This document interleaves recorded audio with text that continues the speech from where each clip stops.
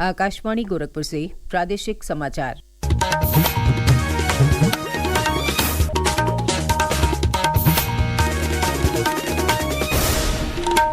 नमस्कार। समाचार बुलेटिन के साथ मैं सुकीर्ति अस्थाना। पहले मुख्य समाचार।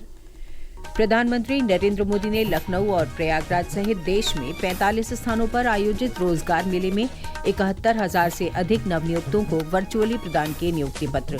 कहा, 1.5 साल में करीब 10 लाख से अधिक युवाओं को दी गई हैं सरकारी नौकरियां। पीलीभीत में उत्तर प्रदेश और पंजाब पुलिस के संयुक्त अभियान में मारे गए 3 खालिस्तान समर्थक आतंकवादी। मुख्यमंत्री योगी आदित्यनाथ ने प्रयागराज में महाकुंभ 2025 की चल रही तैयारियों का किया निरीक्षण। कहा, सुरक्षा के किए जाएं पुख्ता इंतजाम। और पूर्व प्रधानमंत्री चौधरी चरण सिंह की जयंती पर मुख्यमंत्री योगी आदित्यनाथ ने किसानों और कृषि वैज्ञानिकों को किया सम्मानित। और अब समाचार विस्तार से। प्रधानमंत्री नरेंद्र मोदी ने कल लखनऊ और प्रयागराज सहित देश भर में 45 जगहों पर आयोजित रोजगार मेलों में केंद्र सरकार के विभिन्न विभागों और संगठनों में 71,000 से अधिक नवनियुक्तों को वर्चुअल माध्यम से नियुक्ति पत्र वितरित किए। इस अवसर पर प्रधानमंत्री ने कहा कि पिछले 1.5 वर्ष में देश के लगभग 10 लाख युवाओं को सरकारी नौकरी उपलब्ध कराई गई है। भारत के युवाओं के सामर्थ्य और प्रतिभा का भरपूर उपयोग हमारी सरकार की सबसे बड़ी प्राथमिकता है। रोजगार मेलों के जरिए हम लगातार इस दिशा में काम कर रहे हैं। पिछले 10 वर्षों से सरकार के विभिन्न मंत्रालयों, विभागों और संस्थाओं में सरकारी नौकरी देने का अभियान चल रहा है। इस अवसर पर कार्मिक और प्रशिक्षण विभाग के राज्य मंत्री डॉक्टर जितेंद्र सिंह ने कहा कि 71,000 में से लगभग 50,000 नियुक्तियां अर्धसैनिक बलों में की गई हैं। उन्होंने कहा कि कुल नियुक्तियों में से लगभग 21,000 नियुक्ति पत्र अन्य पिछड़ा वर्ग के लोगों को वितरित किए गए हैं। देश भर में 45 जगहों पर आयोजित होने वाले रोजगार मेलों के क्रम में प्रदेश के लखनऊ जिले के बिजनौर स्थित केंद्रीय रिजर्व पुलिस बल परिसर में केंद्रीय विदेश राज्य मंत्री कीर्तिवर्धन सिंह ने विभिन्न विभागों के लिए चयनित किए गए अभ्यर्थियों को नियुक्ति पत्र प्रदान किए।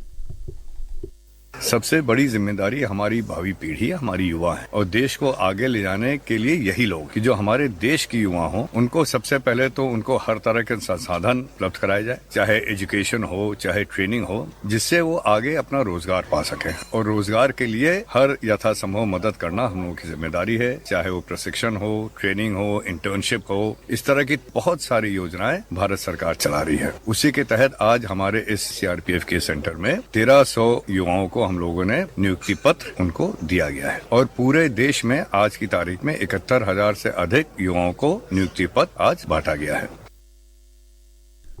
उधर प्रयागराज में आयोजित रोजगार मेले में केंद्रीय राज्य स्वास्थ्य एवं परिवार कल्याण अनुप्रिया सिंह पटेल ने नवनियुक्त कर्मियों को नियुक्ति पत्र वितरित किए। पीलीभीत जिले में कल यूपी और पंजाब पुलिस के साथ मुठभेड़ में 3 खालिस्तान समर्थक आतंकी मारे गए। माना जा रहा है कि आतंकी 19 दिसंबर को पंजाब के गुरदासपुर जिले में पुलिस चौकी पर हुए ग्रेनेड हमले में शामिल थे। पुलिस ने बताया कि क्षेत्र में खालिस्तानी आतंकियों की संदिग्ध गतिविधियों की सूचना मिली थी। पुलिस की संयुक्त टीम ने उन्हें पकड़ने का प्रयास किया, लेकिन उन्होंने गोलीबारी शुरू कर दी और मुठभेड़ शुरू हो गई। मुठभेड़ में आतंकी गंभीर रूप से घायल हो गए। उन्हें उपचार के लिए सीएचसी पूरनपुर अस्पताल भेजा गया, वहां उन्हें मृत घोषित कर दिया गया। ये तीनों आरोपी खालिस्तान कमांडो फोर्स नामक प्रतिबंधित संगठन से जुड़े बताए गए हैं। कल प्रयागराज पहुंचे मुख्यमंत्री योगी आदित्यनाथ ने महाकुंभ 2025 की तैयारियों के साथ ही सुरक्षा व्यवस्था की भी समीक्षा की। उन्होंने निर्देश दिए कि प्रयागराज में चल रही सभी टैक्सी, ऑटो और ई रिक्शा चालकों का सत्यापन कराया जाए। मुख्यमंत्री ने यूपी पुलिस को इंटेलिजेंस को और बेहतर करने तथा भारत सरकार की सुरक्षा एजेंसियों के साथ लगातार संवाद बनाए रखने का निर्देश दिया। श्री योगी ने कहा कि प्रयागराज के आसपास माफिया पर बड़ी कार्रवाई हुई है। ये सुनिश्चित किया जाए कि महाकुंभ से पहले उनसे जुड़े अन्य बदमाशों पर भी कार्रवाई हो। उन्होंने कहा कि प्रधानमंत्री ने सुरक्षित महाकुंभ की परिकल्पना की है। इसके लिए सभी आवश्यक प्रबंध किए जाएं। सुरक्षा बलों की तैनाती के संबंध जानकारी लेते हुए मुख्यमंत्री ने कहा कि अब तक जिन 20,000 पुलिसकर्मियों की तैनाती हुई है उन सभी का प्रशिक्षण जरूर करा लिया जाए।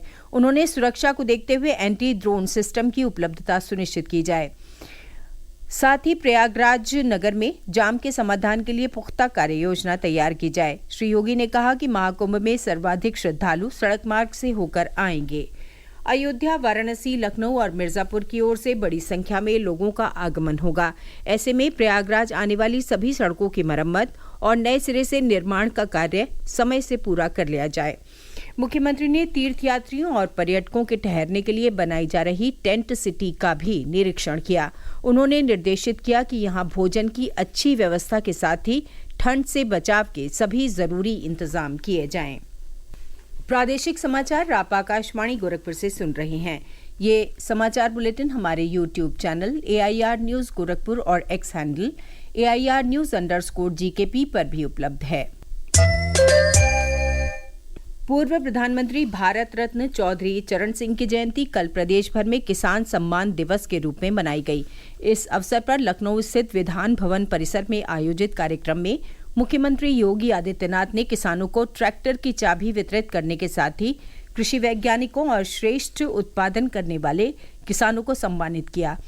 कार्यक्रम को संबोधित करते हुए मुख्यमंत्री ने कहा कि चौधरी साहब की भावनाओं के अनुरूप डबल इंजन की सरकार द्वारा किए जा रहे प्रयासों के सकारात्मक परिणाम आ रहे हैं।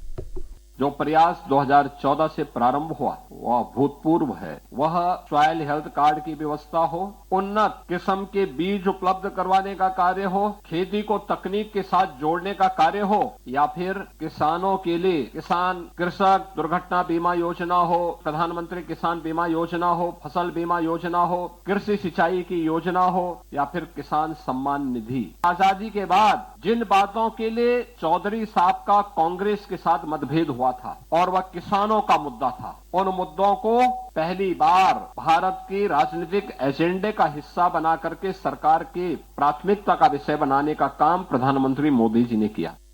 उधर चौधरी चरण सिंह की जन्मस्थली हापुड़ के नूरपुर की मड़ैया गांव में किसान मेले का आयोजन हुआ, जिसमें भाजपा के प्रदेश अध्यक्ष भूपेंद्र चौधरी ने सराहनीय कार्य करने वाले किसानों को सम्मानित किया।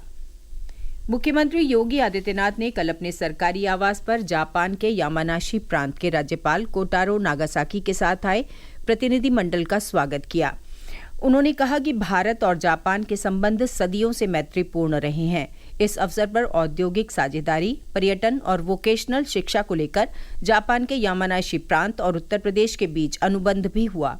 अनुबंध पत्र पर प्रदेश की ओर से मुख्य सचिव मनोज कुमार सिंह और यामानाशी प्रांत के गवर्नर पॉलिसी प्लानिंग ब्यूरो के महानिदेशक जुनिची इशिदेरा ने हस्ताक्षर किया।